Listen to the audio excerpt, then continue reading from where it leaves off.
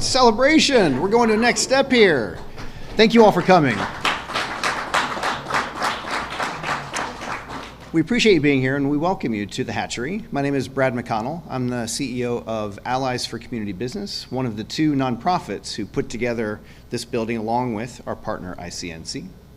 So when we closed on the financials of this building 5 years ago, we had choices on where to make an investment like this. But we chose Garfield Park because of its people and the opportunities here. And part of doing an anchor investment, the idea of course is to get more investments that would be to the benefit of the people who live and work here and have done for a really long time.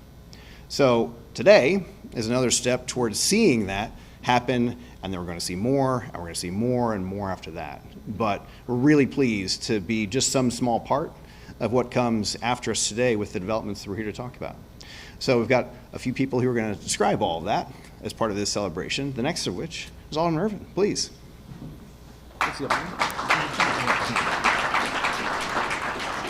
Thank you, Brad, and thank you all for joining with us today. Also want to thank my colleague, Alderman Walter Burnett from the 27th Ward. As we are actually in the 27th Ward right now, we're building in the 28th Ward, but I have to follow the steps of my senior alderman here on the west side of doing some things and showing and leading the way on these positive developments in the community. So my job is very simple here. Number one, I just want to thank everyone that's been involved in this. We've had 3 great teams come up with 3 great ideas, but again, it's only one piece of land. So ultimately, we have to make a decision that's in the best interest of our respective communities. And again, just want to thank everyone for their hard work in trying to create, and especially the Department of Planning for putting together a process to yield the best results that we can for the residents in the Garfield Park community.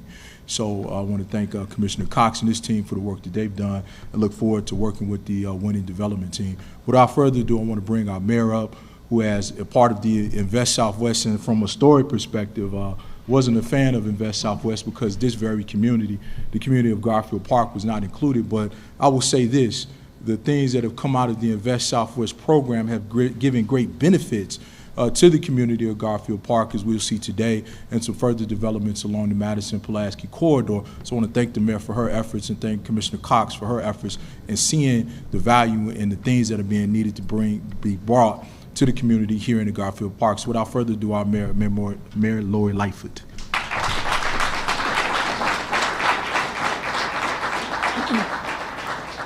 So before I begin, I have to tell a funny story about Alderman Irvin. There's a lot, but I'll just tell one. And Alderman Burnett, you may remember this. It was, I think, in the summer of 2019, and we were doing an announcement about work related to a pedestrian walkway somewhere here on the west side. So I got up and I spoke. Alderman Burnett got up and he spoke. Everything was fine. Alderman Irvin got up, stood behind this podium probably, and was amazed at a podium that was actually right size for someone of my stature and not for his. So that was the beginning of a blissful relationship. So thank you, Alderman Irvin. Of course, I want to acknowledge my friend and partner in crime, Alderman Burnett. Thank you so much for being here. Also want to thank Commissioner Cox, Commissioner Navarra, and our development leaders. And I won't actually announce them yet, so I'll have a little drama as to who wins, although I think they know. So the site that we are here to celebrate is a site that literally has lain vacant for 50 years. 50 years. Just think about that. And unfortunately, in many of the announcements that we've made, and Brad alluded to it, whether it's on the south side, but particularly on the west side, we are reclaiming property in the name of the community that has been fallow for decades. Almost every single spot that we've announced as part of either Invest Southwest or certain larger community initiative, these are vacant lots. These are buildings that have been part of the community for a very long time, but not been productive assets for the community. And same is true for this particular lot. 50 years of residents feeling like the city didn't care about their neighborhood or the potential for this vacant space. And we changed that around with today's announcement. So when my administration began the work of revitalizing our south and west sides with a dedication and a fervor that these neighborhoods had never seen before, we knew that we had to tap into the countless vacant lots and spaces across our city, like the one across the street. We also knew that we had to follow the community's lead when it came to revitalizing our neighborhoods and ensuring that we were meeting the needs and goals of our residents.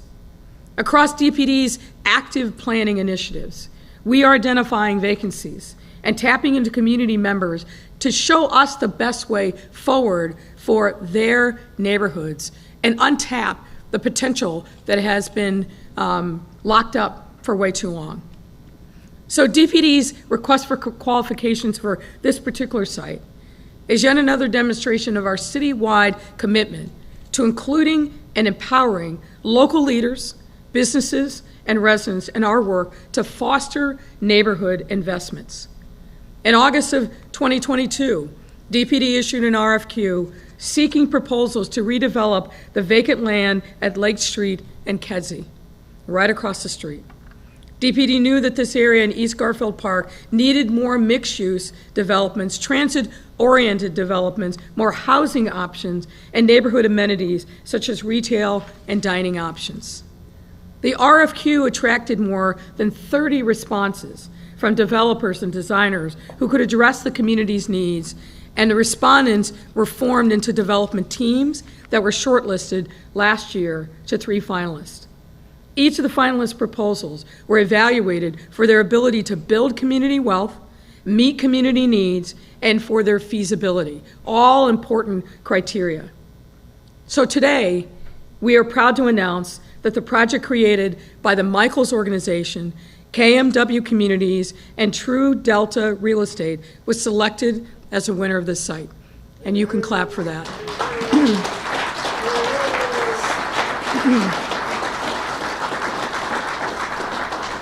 And let me share with you a little of the details about the winning proposal. These groups designed a 7-story, 63-unit, all affordable apartment building. Ladies and gentlemen, that doesn't happen very often in our city.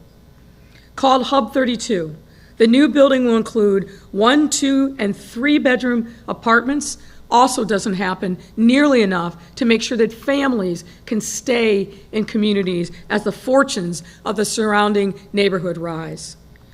These are being rented at affordable rates to households earning up to 60% of the area median income.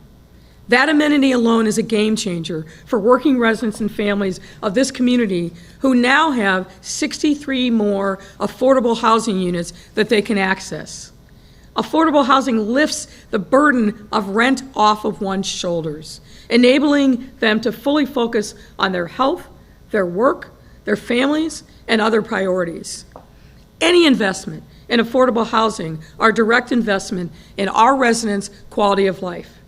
And I will say, when we took office, affordable housing was a #1 need across our city.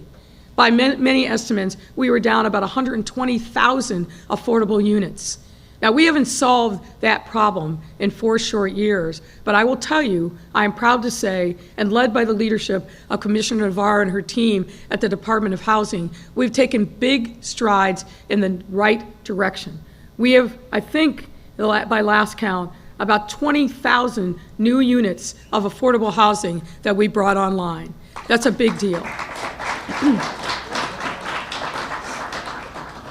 What's more, this building is an equitable transit-oriented development adjacent to the CTA stop here on the Green Line, which provide residents with a convenient transportation option.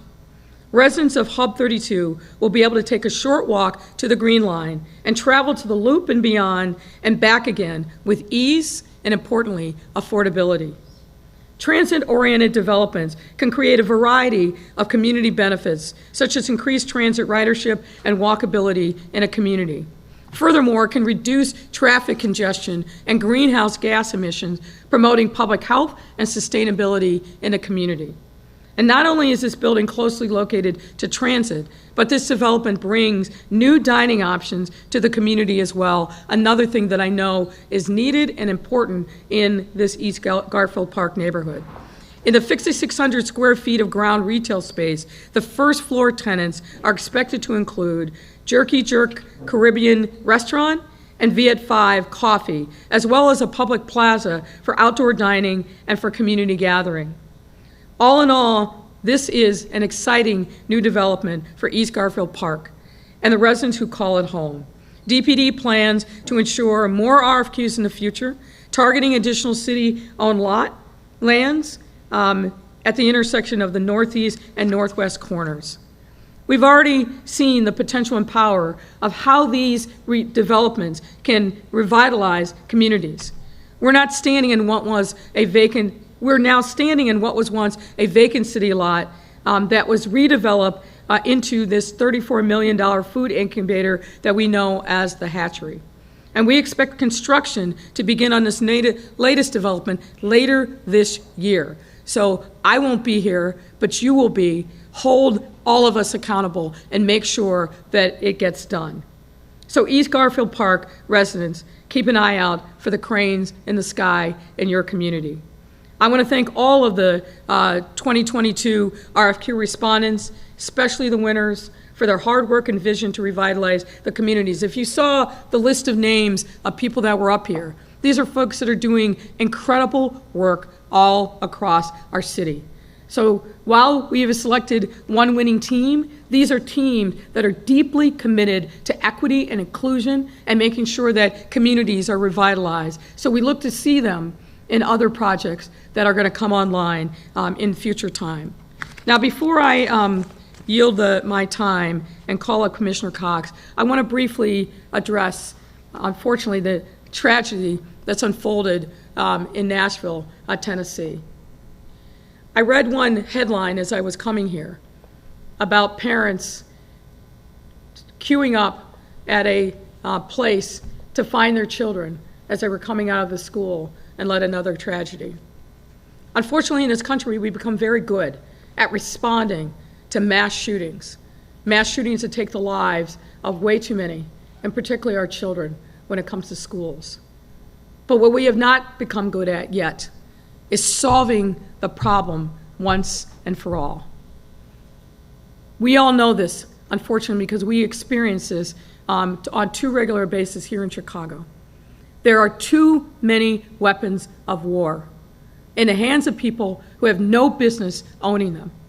The early reports from Nashville are that a heavily armed, meaning 2 assault rifles, were possessed by the person who went into the school, killed 3 children, 3 staff, injured others, and traumatized a community and, dare I say, a nation once again.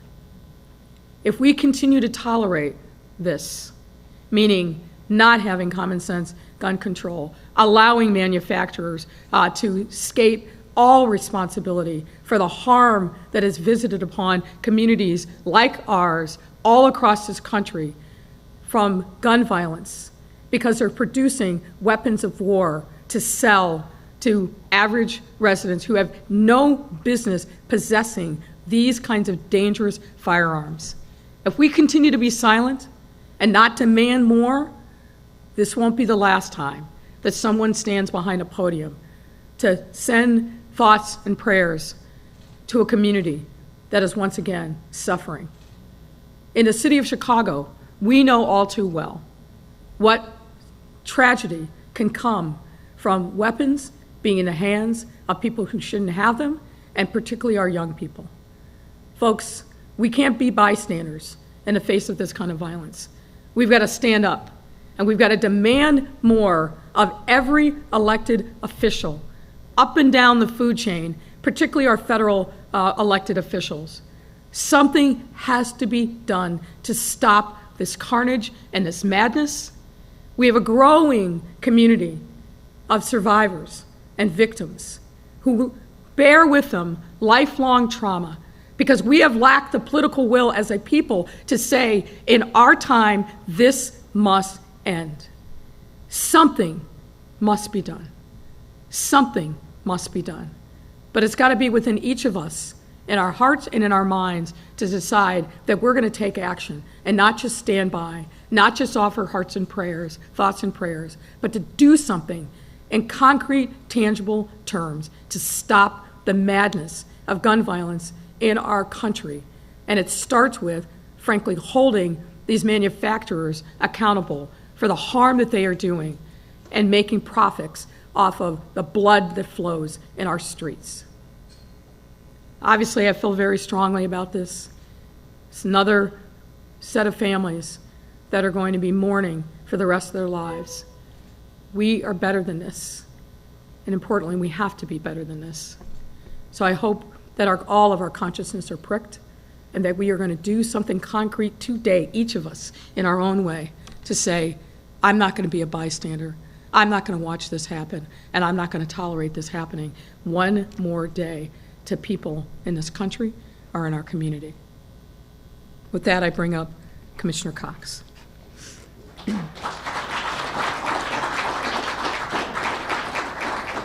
So, good afternoon, everyone. Good afternoon. Thank you. So much of what the mayor said resonates with the reason I think we're here today, to change the reality of folks who live in East Garfield. And I think it starts with creating a welcoming, mixed-use environment with eyes on the street. When I first came and surveyed the area to try to understand where we were going to start, I remember my takeaway was there was a food and liquor store on one side of the street and gentlemen who were invited to drink their libations on the other side of the street. And that's all they had. That's all they had. Those were the choices. And I looked to my team and I said, we have to do something here, but it's going to take more than a single building to do. It's going to take a whole main street, neighborhood main street that we have to construct. And what do we start with? What can we start with? And fortunately, because of the investment in the hatchery in Alderman Burnett's ward, we have a place to start. We are here because you were here first and showed the potential of this place next to a transit stop. And now, 3 years later, we think we have a strategy, and you're seeing the results of those strategies. So thank you to Brad and the hatchery for being here. Thank you, Alderman Burnett, for getting this started. And thank you, Alderman Irving, for insisting that we come back here with a strategy that could change this community, and here we are today. So I'm thrilled. And of course, Mayor Lightfoot is the one who had the vision from day one, when we started trying to figure out how could we seed catalytic transformation investment across the South and West Side. Independent of whether this community was named an Invest Southwest community, we knew they were on the West Side and there was a need, and here we are today. So I'm thrilled that you stayed with us, had faith, gave us a little grace, and now probably one of the more transformational developments is now going to be happening in your ward. And then we'll get to the other side of the street for you, Alderman Burnett. But this is one of those challenging areas where there's the seam between two wards, and we intend through development to make them whole.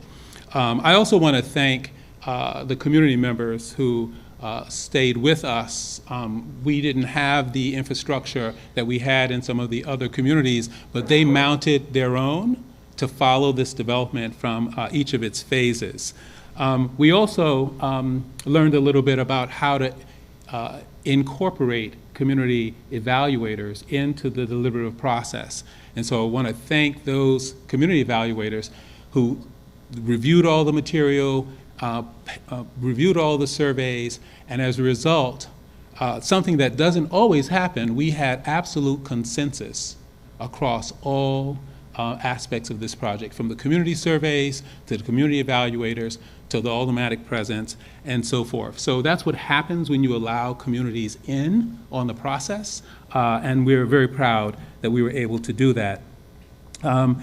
As it was mentioned, for so long, these transit-oriented sites located right next to CTA on the south and west side were overlooked. We had many transit-oriented development projects. They were all happening along transit lines in the north part of town.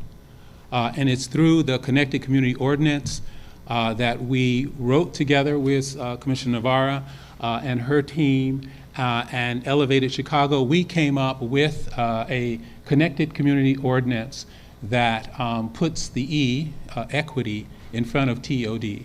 And I'd like to think of this is the first one that we are inaugurating after that policy was adapted. So again, thank you, Mayor, for putting this into a policy framework that will keep on transforming communities for years to come.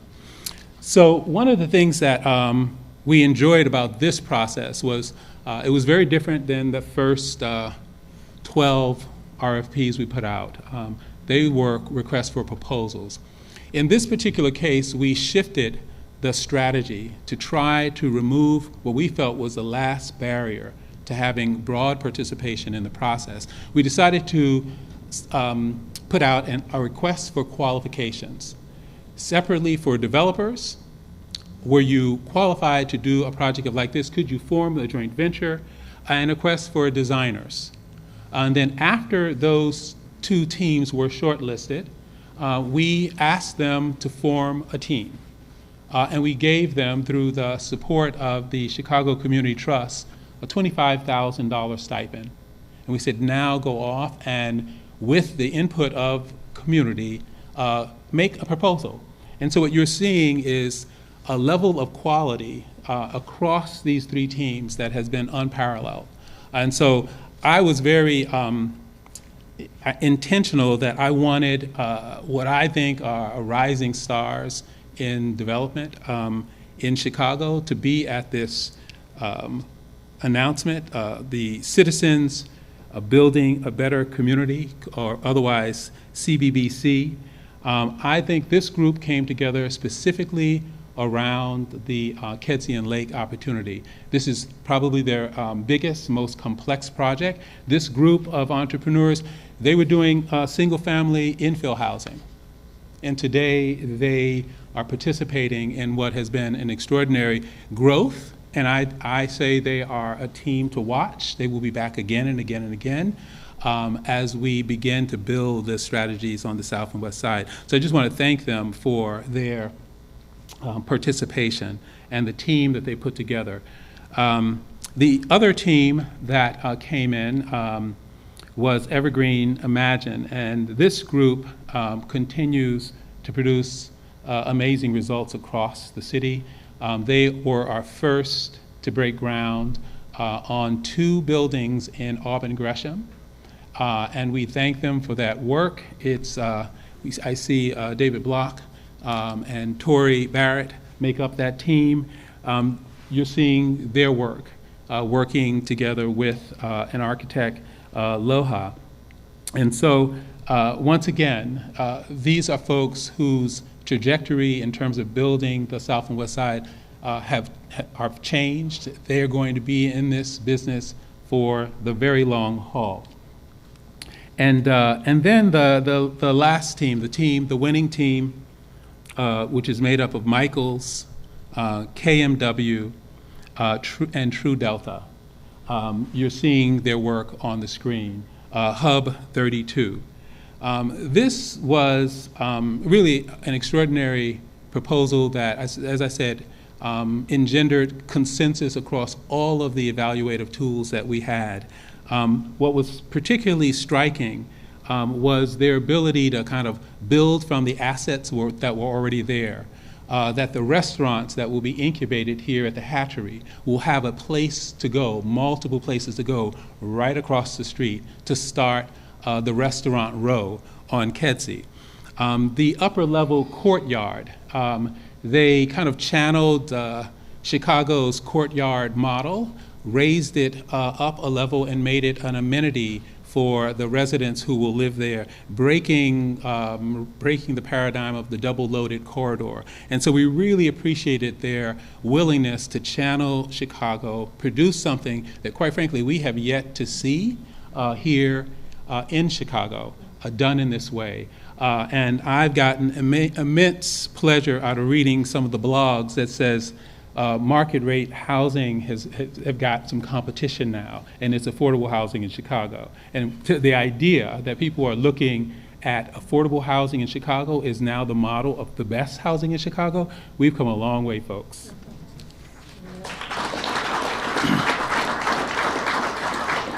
So they took the time, each of the teams, to produce a short video that describes their project in their own words. I'm going to let that run because you'll understand just how embedded these teams are in the community and why we're so excited about the future for Kedzie and Lake. Are you going to run it for us?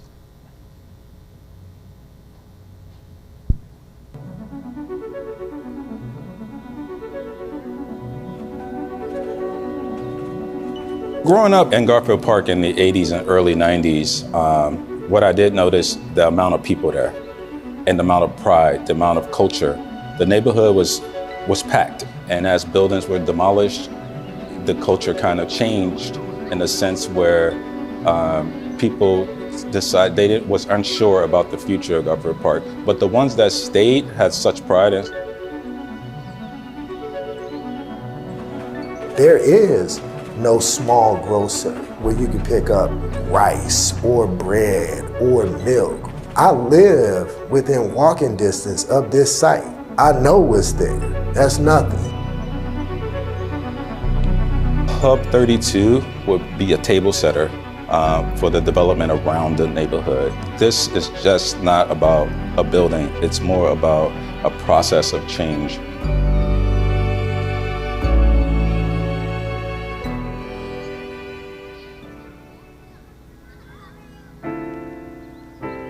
Brooks & Scarpa was founded in 1991. We're a multidisciplinary office that does landscape, urban design, and architecture. I think part of our success has been because we believe in giving back more to the community than just a singular building. The iteration of Studio Dwell has been around about 20 years. Our firm is mostly residential. I would say 95% of our projects are residential housing. And we do everything from single family to multifamily. So we thought about an idea of a quilt, the idea that you could take pieces or different aspects of community and stitch them together almost like a neighborhood. Our proposal is really like a building within a building or a set of buildings within a building. And this allows the building to be at a scale which fits the community.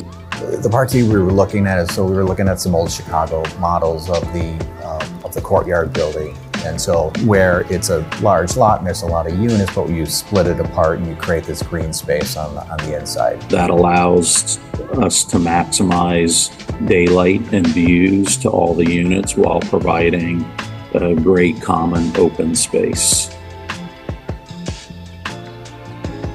The way we're looking at this is having many supporting business areas on the ground levels. We're not looking to have some large big box retailer come in. We want to have smaller spaces with flexibility. We have the hatchery across the street, and so we want to make this connection to there, whereas people are, learning how to put a business together and food, and maybe they can take that to the next level. And maybe there's a restaurant there or there's a cafe.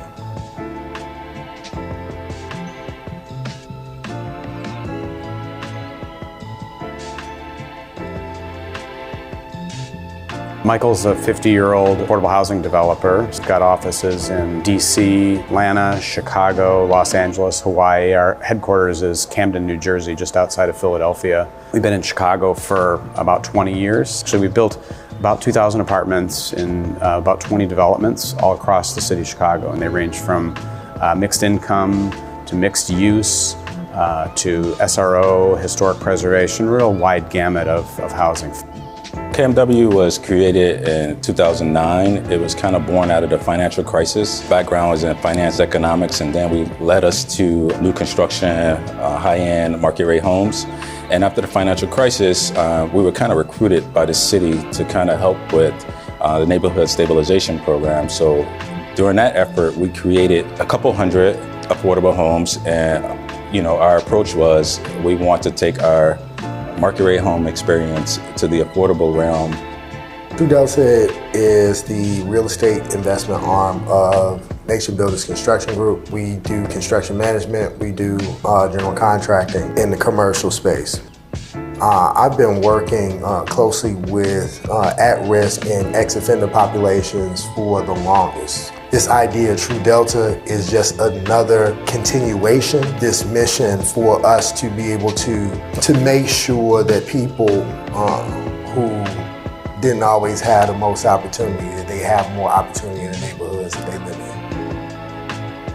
So what we try to do when we develop property is understand the strengths of any community we're working in and build off those strengths. So in this case, Hub 32, our intent is to connect to surrounding schools, the hatchery, Garfield Park Conservatory, the train stop. So there's these sort of things that are working and they're working well, and how can we place a development adjacent to the things that are working well? Hub 32, it's going to be a special project because it's kind of a center point that spreads out and connects neighborhoods and connects people. You're able to, within 15 minutes, get from Lake and Kedzie to Clark and Lake on the Green Line. That if you got off the train right there at Lake and Kedzie, that you'd be able to take care of some of these things as you go home. In your own neighborhood, I think is empowering, it's important, it helps to build community.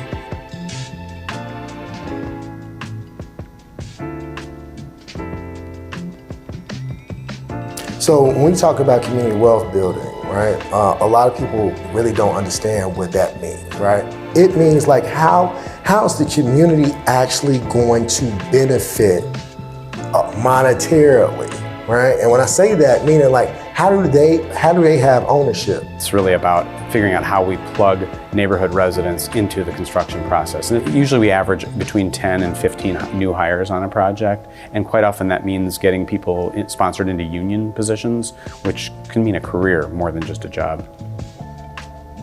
The wealth building strategy it's more of a holistic and comprehensive wealth building strategy where we want to elevate the entire neighborhood by improving the housing stock, by improving choices, by bringing the density, which brings economic activity, and therefore the entire neighborhood benefits, just not one business or one person or one entity.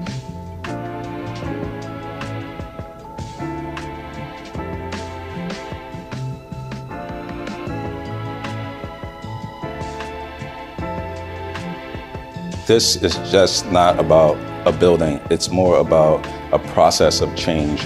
And so this project should attract other investments, and we are also working on an infill strategy with our philanthropic partners to build housing that folks can afford so we can meet the community where they are and create that density where people are more accountable, where the schools get better, where major retailers start to come in, and where entrepreneurs can thrive because we have the density and the people to support Hub 32 and other ancillary projects that comes along after.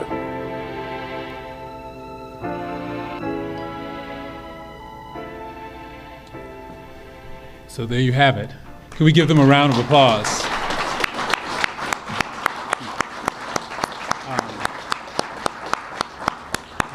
Alderman Irvin, I think this is worth the wait. I think this is worth the wait. We're going to get started, and I guess I'm inviting the mayor back up to the podium. Boo Williams could not be with us. He knew he had a medical appointment that he made. I don't know if anyone else from the team, would you like to? Would you like to? Okay, please do. That's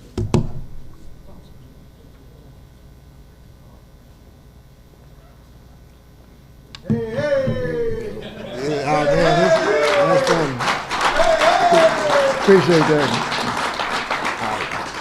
So I'm Jim Webb of True Delta. Bill, as Commissioner Cox has said, couldn't make it. He had a hospital procedure today. I don't know, I've known Bill from around the neighborhood from tournaments that, basketball tournaments over in Lawndale on 12th Street when we was younger. As we reconnected when we got older, we made a pact that we would do some type of development together in Garfield Park. And so when this particular opportunity came up, he thought it was a good idea to approach Michaels and Greg after, it almost was immediately on the team. He had worked with Studio Dwell before and Brooks and Scarpa with them as a team. Just working with them has been a great process. And I'm just looking really forward to what it is that we're about to do as far as impacting this neighborhood. So as a West Side resident, as a stakeholder, I stay within walking distance of this site.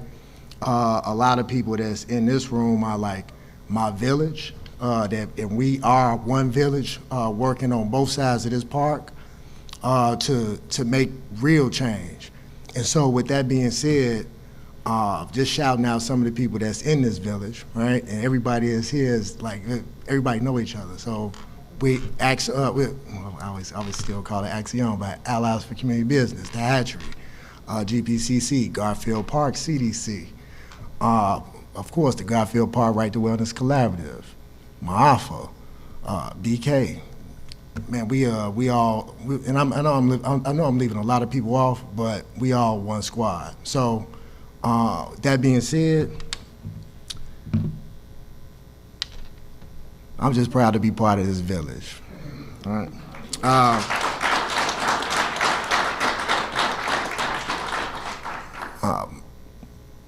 I want to send a special thank you to the Lightfoot administration. And the reason being, we've seen how she's invested in our neighborhood, right? Throughout the course of her administration. When we look at things like Invest Southwest, the impact is going to be it's going to resonate for decades to come. And so on behalf of this community, because we were behind you, and so thank you.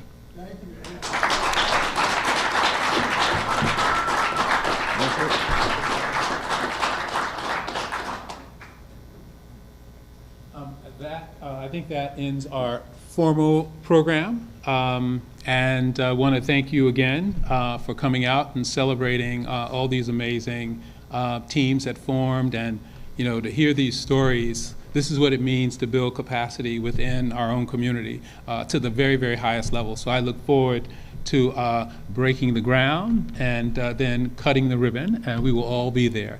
Thanks everyone.